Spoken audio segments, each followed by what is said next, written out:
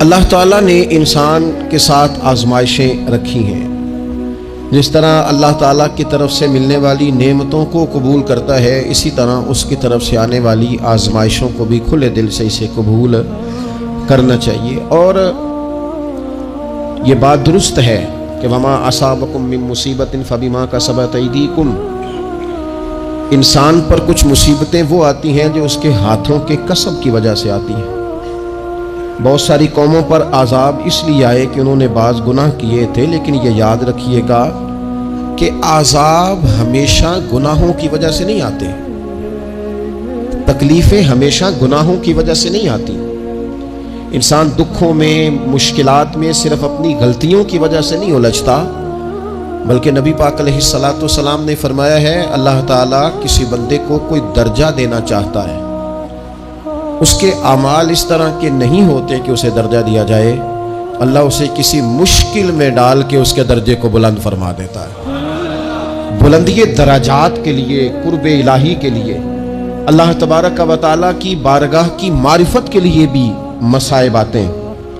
آپ دیکھیے نا، نبی پاک صلی اللہ تعالیٰ علیہ وسلم نے فرمایا سب سے زیادہ تکلیفیں انبیاء پہ آتی ہیں، اور فرمایا میں اللہ کا محبوب ہوں، انبیاء کا سردار ہوں، میرے اوپر سب سے زیادہ تکلیفیں آئی ہیں، آزمائشیں آ جاتی ہیں۔ اور رب فرماتا ہے وَلَنَبْلُوَنَّكُمْ بِشَيْءٍ مِّنَ الْخَوْفِ وَالْجُوعِ، ہم ضرور تمہیں آزمائیں گے کچھ خوف کے ساتھ، کچھ بھوک کے ساتھ، وَنَقْصٍ مِّنَ الْأَمْوَالِ وَالْأَنفُسِ وَالثَّمَرَاتِ، ضرور تمہیں آزمائیں گے پھلوں کی اور جانوں کی کمی کے ساتھ۔ اگر تم اس میں ثابت قدم رہے، شکوے نہ کیے، اپنے رب کی رضا پہ تم راضی رہے، تو وَبَشِّرِ الصَّابِرِينَ، اے محبوب پھر جو میری رضا پہ صبر کریں انہیں میری جنت کی خوشخبری بھی عطا فرما دے۔ ہم تمہیں ضرور آزمائیں گے، خوف بھی، بھوک بھی، مالوں اور جانوں کی کمی بھی۔ مومن کی یہ شان ہوتی ہے کہ وہ کسی بھی موقع پر اپنے رب سے شکوہ نہیں کرتا، کسی بھی حال میں اپنے رب کی شکایت نہیں کرتا۔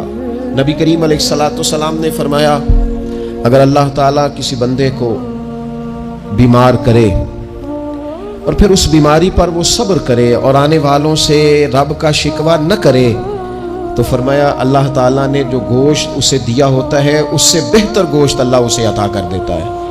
اگر اللہ تعالیٰ کی حکمت غالب ہو اور تقاضا اس بیماری میں اس بندے کے انتقال کے کر جانے کا ہو، تو فرمایا پھر اللہ تعالیٰ اسے شہادت کا درجہ عطا فرما دیتا ہے۔ آزمائشیں آ جاتی ہیں، انسان پر مصائب آ جاتے ہیں، دکھ آ جاتے ہیں، تکلیفوں کا سامنا بندے کو کرنا پڑ جاتا ہے۔ اب یہ کہ اس میں اپنے دل کو، اپنی روح کو قرار دیا جائے، اپنے آپ کو اللہ کی رضا پہ کھڑا کیا جائے اور ان حوادث کا مقابلہ کیا جائے، ان چیزوں کو دیکھا جائے اور یہ غور کیا جائے کہ میرا رب اگر اسی بات میں راضی ہے تو یقیناً اس میں اللہ کی کوئی خاص حکمت ہوگی۔ قحط حضرت عمر کے زمانے میں بھی آ گیا تھا، بڑی مشکلات کا سامنا کرنا پڑا۔ تو ان مصائب میں انسان کو تھوڑا سا پہلے تو ہمت کرنی ہے، پھر اس میں کرنے کا جو کام ہے وہ یہ ہے کہ سب سے پہلا کام تو یہ ہے کہ اپنے رب کی بارگاہ میں کھل کے دعا مانگی جائے، اللہ تبارک و تعالیٰ کے حضور التجائیں کی جائیں، دعائیں کی جائیں، رب کریم کو منایا جائے۔ حضرت عمر فاروق رضی اللہ تعالیٰ عنہ کے زمانے میں جب قحط آیا تھا تو حضرت عمر نبی پاک علیہ السلام کے چچا کو حضرت عباس رضی اللہ تعالیٰ عنہ کو لے کے میدان میں نکلے تھے، اور کیا خوبصورت لفظ انہوں نے ترتیب دیے تھے، عرض کرتے تھے مالک پہلے ہم تیری بارگاہ میں محبوب پاک کو لے کے آیا کرتے تھے، آج محبوب نے ظاہری وصال کیا ہے تو تیرے محبوب کے چچا کو لے کے آئے ہیں، تو اے اللہ تو مہربانی فرما اپنے محبوب کے چچا کا صدقہ ہمیں بارش عطا فرما۔ تو بس حضرت عمر نے وہ دعا مانگی، حضرت عباس کو وسیلہ بنایا تو اللہ نے بارش عطا فرما دی۔ اچھا پھر یہ دونوں چیزیں ہمیں حدیث صحیح میں ملتی ہیں۔ ایک نوجوان نے، ایک شخص نے آ کے حضور کی بارگاہ میں عرض کی یا رسول اللہ بارش نہیں ہوتی، دعا کر دیں، تو نبی پاک نے ہاتھ اٹھائے دعا کے لیے، اتنے ہاتھ بلند کیے کہ بغلوں کی سفیدی نظر آنے لگی۔ وہ کہتے ہیں ابھی محبوب کے دستے مبارک پوری طرح چہرے پر پھرے نہیں تھے کہ اللہ نے بارش عطا کر دی۔ پھر پورا ہفتہ بارش ہوتی رہی تو لوگوں کو اب بارش کی کثرت کی وجہ سے بعض مسائل بننے لگے، تو وہ پھر حاضر ہوئے۔ عرض کی یا رسول اللہ دعا فرما دیں، اب تو کچھ مشکلات بڑھنے لگی ہیں۔ تو حضور نے پھر ہاتھ اٹھائے کہ اے اللہ اپنا فضل نصیب فرما، مہربانی فرما، کبھی بارش کی ضرورت ہوتی ہے اور کبھی بارشوں کا کثرت سے ہونا وہ تکلیف کا باعث ہو جاتا ہے بعض جگہوں پر۔ تو کہتے پھر حضور نے دعا فرمائی، ابھی چہرے پہ ہاتھ نہیں پھیرے تھے کہ مدینہ منورہ میں بارش ختم ہو گئی۔ تو سب سے پہلا اور ضروری کام ہمارا آج مزاج بن گیا ہے کہ ہم تبصرے کرتے ہیں، سیاست کرتے ہیں، اس پر بیٹھ کر اب ایک اور دور آ گیا ہے، ویڈیو بناتے ہیں، موبائل چلاتے ہیں، جو کہ بہت بڑا امتحان ہے ہمارے لیے کہ صرف 20 منٹ موبائل کو ہاتھ نہ لگائیں، بہت بڑا امتحان ہے۔ ہو سکتا ہے بہت سارے لوگ بڑی تکلیف میں آ جائیں کہ پورے 20 منٹ گزر گئے، اس پہ ویڈیو بنائیں گے، اس پہ کومنٹس کریں گے، اس پہ یہ کام ہم کرتے ہیں۔ حالانکہ اگر کوئی ایسی مشکل آ جائے تو شریعت نے ہمیں یہ سبق دیا کہ پہلے دعا، پہلے اللہ کی بارگاہ میں حاضری۔ اکبر الہ آبادی نے کہا تھا کہ مصیبت میں بھی اب یاد خدا ہم کو نہیں آتی، دعا منہ سے نہ نکلی، جیبوں سے عرضیاں ہی نکلی۔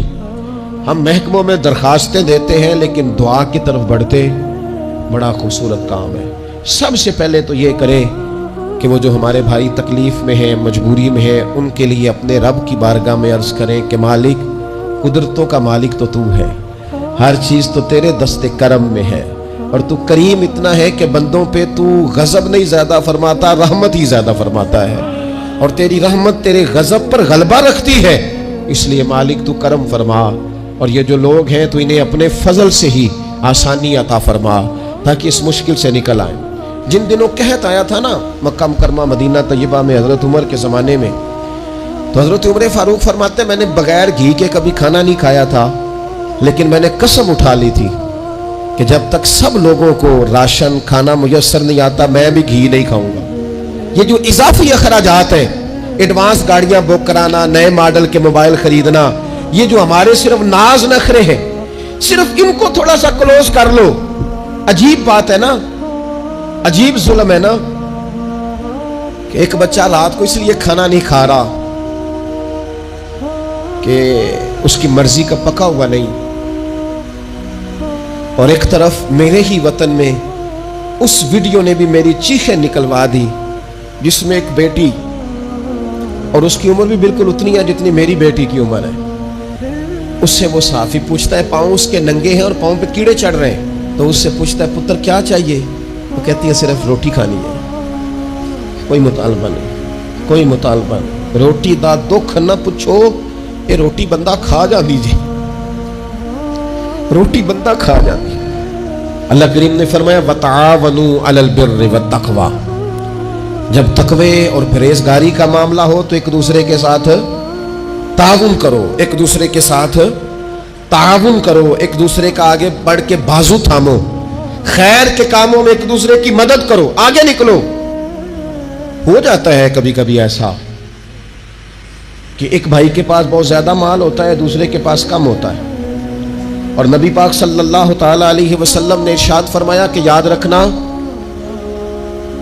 اللہ تبارک و تعالی اتنی دیر تک تمہاری مدد کرتا ہے جب تک تم اپنے بھائی کی مدد کرتے رہتے ہو، اللہ تمہارا مددگار رہتا ہے۔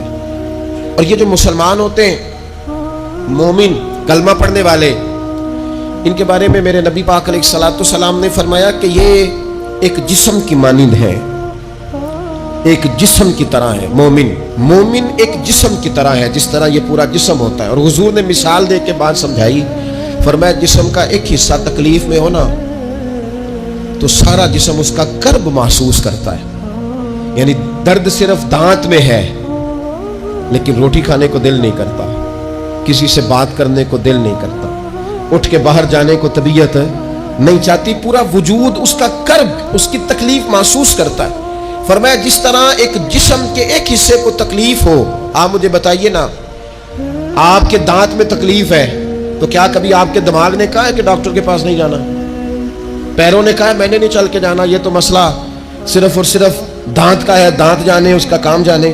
ایسا ہوتا نہیں۔ دانت میں تکلیف ہوتی ہے تو ذہن منصوبہ بندی کرتا ہے، وہ کہتا ہے یار یہ پتہ کرو دانت کا ڈاکٹر کہاں بیٹھتا ہے، پھر آپ کی زبان ہلتی ہے، معلومات کرتی ہے، پھر آپ کے پیر چل کے وہاں جاتے، اور پھر آپ اپنے دل سے ما فی ضمیر وہاں بیان کرتے، پھر آپ اپنا کمایا ہوا سرمایہ خرچ کرتے ہیں. بھئی ایک دانت کو تکلیف ہے تو رہنے دو, سارے جسم کو کام میں کیوں لگایا ہے؟